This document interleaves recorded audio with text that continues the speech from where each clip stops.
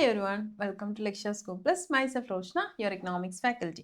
ഇപ്പോൾ ഇന്ന് ഷോർട്ടായിട്ട് പഠിക്കാനുള്ള ടോപ്പിക് എന്ന് പറഞ്ഞാൽ റിട്ടേൺ ടു സ്കെയിലാണ്. റിട്ടേൺ ടു സ്കെയിൽ നമുക്ക് വരുന്ന +2 പ്രൊഡക്ഷൻ ആൻഡ് കോസ്റ്റ് എന്ന ചാപ്റ്ററിലാണ്. ഇതിൽ പ്രൊഡക്ഷൻ ഫംഗ്ഷൻസ് എക്സ്പ്ലെയിൻ ചെയ്യുമ്പോഴാണ് നമ്മളിത് എക്സ്പ്ലെയിൻ ചെയ്യുന്നത്. അപ്പോൾ പ്രൊഡക്ഷൻ ഫംഗ്ഷൻ നമുക്കറിയാം, ഷോർട്ട് റൺ പ്രൊഡക്ഷൻ ഫംഗ്ഷൻ ഉണ്ട്, ലോങ് റൺ പ്രൊഡക്ഷൻ ഫംഗ്ഷൻ ഉണ്ട്. ഷോർട്ട് റണ്ണിൽ നമ്മൾ എന്ത് ചെയ്യുന്നു, ചില ഫാക്ടേഴ്സ് ഇൻപുട്സ് മാത്രം വേരിയേറ്റ് ചെയ്യുന്നു. ലോങ് റണ്ണിലാണെങ്കിൽ എല്ലാ ഇൻപുട്സും വേരിയേറ്റ് ചെയ്യുന്നു. അങ്ങനെ ലോങ് റണ്ണിൽ നമ്മൾ എല്ലാ ഇൻപുട്സും വേരിയേറ്റ് ചെയ്യുമ്പോഴാണ് റിട്ടേൺ ടു സ്കെയിൽ എന്ന് പറയുന്നത്.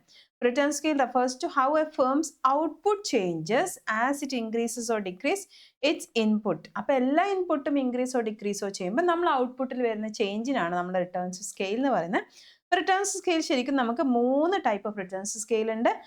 Constant returns scale, increasing returns scale and decreasing returns scale. For example, നമ്മളിപ്പോൾ നമ്മുടെ ഇൻപുട്ട് 100% ഇൻക്രീസ് ചെയ്യുമ്പോൾ അതിൻ്റെ കൂടെ നമ്മൾ ഔട്ട്പുട്ടും, ഇപ്പോൾ ഇൻപുട്ട് 100% ഇൻക്രീസ് ചെയ്യുമ്പോൾ നമ്മൾ ഔട്ട്പുട്ടും 100% തന്നെ ഇൻക്രീസ് ചെയ്യണം. എന്നുവെച്ചാൽ സെയിം പ്രപ്പോർഷൻ ഇൻക്രീസ് ചെയ്യണമെങ്കിൽ നമ്മൾ അതിനെ കോൺസ്റ്റന്റ് റിട്ടേൺസ് സ്കെയിൽ എന്ന് പറയും. ഇനി 100% നമ്മൾ ഇൻപുട്ട് ഇൻക്രീസ് ചെയ്തപ്പോൾ അത് more than 100%, may be 150% output increase ചെയ്ത് കഴിഞ്ഞാൽ അതിന് നമ്മൾ ഇൻക്രീസിങ് റിട്ടേൺസ് സ്കെയിൽ എന്ന് പറയും. ഇനി 100% നമ്മൾ ഇൻപുട്ട് ഇൻക്രീസ് ചെയ്തുമ്പോൾ അത് ലെസ് ദാൻ 100%, മേ ബി 80% ഒക്കെ ഔട്ട്പുട്ടിൽ ചേഞ്ചസ് വരുത്തുകയാണെങ്കിൽ അതിനെ നമ്മൾ എന്ത് പറയും, ഡിക്രീസിങ് റിട്ടേൺസ് സ്കെയിൽ. അപ്പോൾ ഇതാണ് നമ്മുടെ 3 റിട്ടേൺസ് സ്കെയിൽ. അപ്പോൾ സിമ്പിളായിട്ട് നമുക്ക് മനസ്സിലാക്കാൻ പറ്റിയില്ല എന്താണ് റിട്ടേൺസ് സ്കെയിലിന്.